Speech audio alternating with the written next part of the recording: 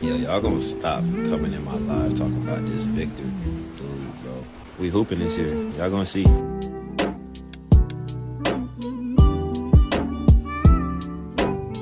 He's, I believe it's his 8th year in the league. His resume speaks for itself. He is a top player in this league, both ends of the floor, dynamic in every sense of the word. I think he won Clutch Player of the Year 2 years ago. Might be off by a year or so. It is dynamic, and we're looking forward to. Alright team, let's go. Today we're taking a look at some De'Aaron Fox stuff. I know that he is going to play Wednesday, or so I've heard on Twitter. We're also going to take a look at the trade deadline a little bit more in depth because word has it that the Spurs are not ready to stop making trades. I think there could be more on the way, so we're going to go ahead and take a look at that. But let's go ahead and continue on with this Mitch Johnson interview.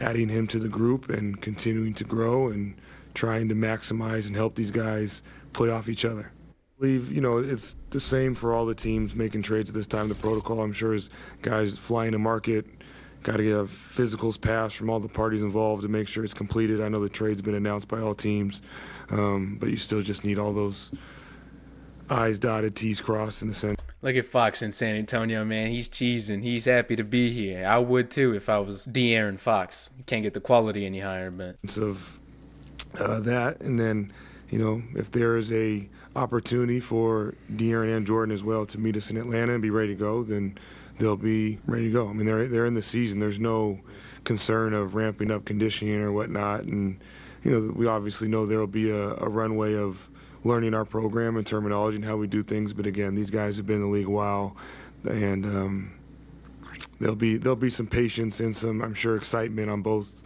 sides from the group here waiting on them and them joining the group, and it'll just be something we work through and try to expedite as much as possible without having a ton of practice time. And you already have a starting. So they were mentioning the starting five. Before we get into that, shout out to Era Spurs for bringing this post to X. Mitch has confirmed Fox will play Wednesday. And so speaking back on the starting five, my brother Rudy actually made a pretty good point. He thinks that De'Aaron Fox could possibly start alongside CP3 and kind of serve as an on-court coach, teaching De'Aaron Fox the things we like to do here in San Antonio. Like Mitch Johnson also pointed out, there's different schemes and stuff that they like to do. I know the Kings kind of ran their offense with Sabonis being the hub and everything revolved around him. And I believe that's kind of similar how the Spurs are going to do it, but the play styles between Sabonis and Wemby are completely different. Wemby could shoot a logo three whenever he wants, and Sabonis is kind of more of a post player, dribble handoff type of dude. So there is going to kind of be a learning curve. So I can see Fox playing alongside CP3 for a couple of games before moving CP3 to the bench, but I can also see the Spurs just putting CP3 on the bench right away, and you're running the lineup of Fox, Vassell, Castle, Harrison Barnes, or Sohan. I think Harrison Barnes will start, and then Wemby. So let me know what y'all think. What starting five would y'all like to see out there to start off the second half of the season, the beginning of the Wemby Fox era? And man, I'm going to tell y'all right now, I'm so excited. Y'all be sure not to miss this game on Wednesday, playing the Hawks. I just can't believe this is my team. Shout out, we're back. So shout out to Spurs Muse for this post. Most drives this season by a Spur. And you have De'Aaron Fox at 705, a hilarious gap, and then 341 Stephon Castle. Now this is one of the things I appreciate about Stephon Castle. He really gets downhill and applies rim pressure. I know that's one of our frustrations with Devin Vassell, because whenever Devin Vassell actually goes downhill, great things happen. We saw him dunk on Anthony Davis a couple weeks ago. Like, he has the capability to get downhill and make things happen, but it just sometimes doesn't work out like that. With De'Aaron Fox, I think he may be able to unlock that side of Devin Vassell a little bit more. Actually seeing him just drive downhill might convince Devin Vassell to get more active going downhill and making more things happen. It also takes a lot of pressure off Vassell to be that second option. He's now going to be the third option, and I think it might fit him a little better. Vassell has been in a slump as of recent. I know last game he shot like 1 for 6 from 3, 5 for 16 overall, something like that. It was just a bad game, so I'm excited to see what Fox can do for this team because we don't have many players who can get downhill. I think this kind of shows how good of a duo that De'Aaron Fox and Victor Wembanyama are going to be together. You have an attack the rim point guard with the 7'5" alien who could do it all. He really stretches out the defense, and if you have your big man just able to shoot logo threes along with De'Aaron Fox getting downhill, getting to the paint, dunking dunking on people, doing all that. What are you going to do at that point? It's going to be similar to Stephon Castle because he does like to get downhill, but just like 20 times better because obviously De'Aaron Fox is a great player, probably top 25 in the league right now. So personally, I believe that this duo is going to be a top 5 duo in the league. But shout out to the Ty Yeager. Y'all go ahead and give him a follow. He can confirm the Spurs are still very much active on the phones. The Spurs do have an open roster spot available. They have looked into Cam Johnson and Herb Jones,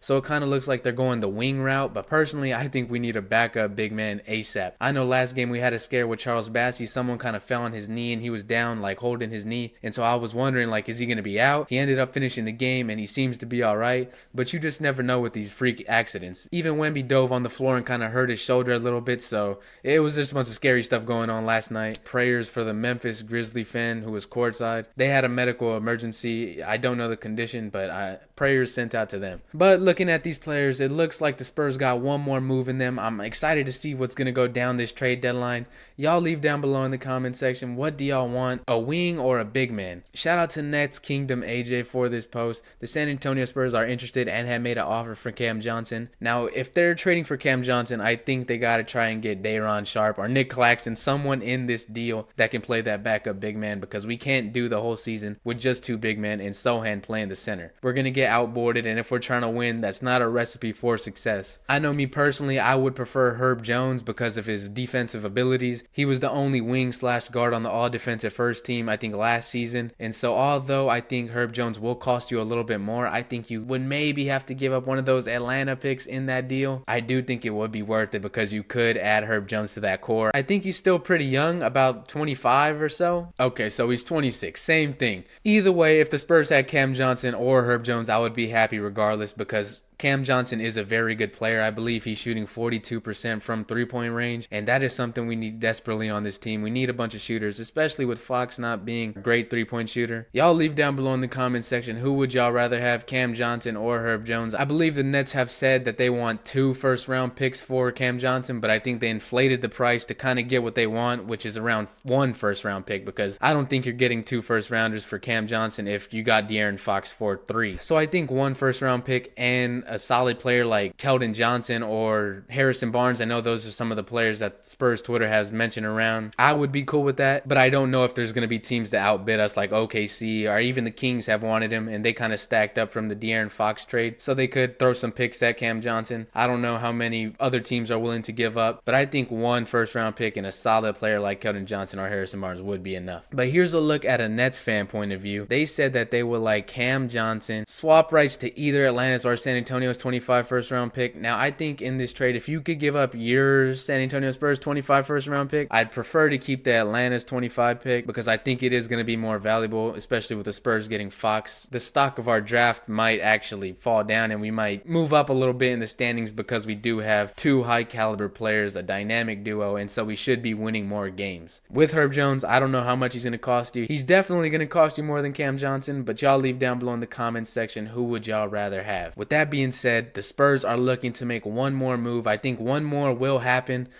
and so I'm going to be here. If any trade goes down, we're going to be covering it. So y'all be sure to subscribe, leave a like as always, and leave y'all's predictions on who the Spurs are trading for next down below in the comments section. Until then, it's me, your boy Chris, and I'm out.